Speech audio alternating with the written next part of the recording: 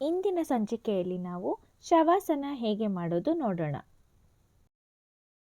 ಜಮಖಾನದ ಮೇಲೆ ಅಂಗಾತ ಮಲಗಿ ಕೈಕಾಲುಗಳನ್ನು ಸಡಿಲವಾಗಿ ಚಾಚಿ ಕಣ್ಣು ಮುಚ್ಚಿ ನಿಧಾನವಾಗಿ ಉಸಿರಾಡುತ್ತಾ ಶರೀರದ ಎಲ್ಲ ಭಾಗಗಳನ್ನು ಅವಲೋಕಿಸಬೇಕು.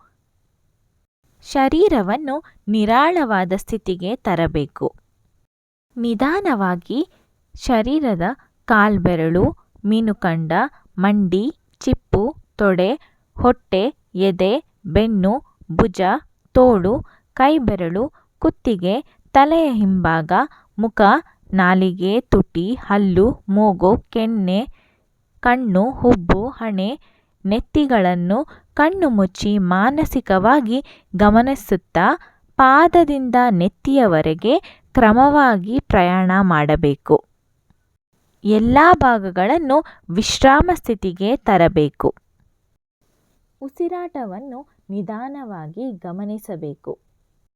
ಉಸಿರಾಟವನ್ನು ಆಳ, ದೀರ್ಘ, ಶಕ್ತಿಯುತ, ಶಬ್ದರಹಿತ, ಲಯಬದ್ಧವಾಗಿ ಮಾಡಲು ಪ್ರಯತ್ನಿಸಬೇಕು. ಇದನ್ನು ಶವಾಸನ ಎಂದು ಕರೆಯುತ್ತಾರೆ. ನೃತ್ಯ ಮಾಡುವವರಿಗೆ ವ್ಯಾಯಾಮ ಕ್ರಿಯೆಗಳು ಬೇಕಾಗಿಲ್ಲ ಎಂಬ ತಪ್ಪು ಕಲ್ಪನೆ ಬೇಡ. ಶರೀರ, ಮನಸ್ಸು, ಪ್ರಾಣ, ಬುದ್ಧಿ ಒಂದೇ ದಿಕ್ಕಿನಲ್ಲಿ ಆಲೋಚಿಸಲು ಶವಾಸನ ಮಾಡಬೇಕಾಗುತ್ತದೆ.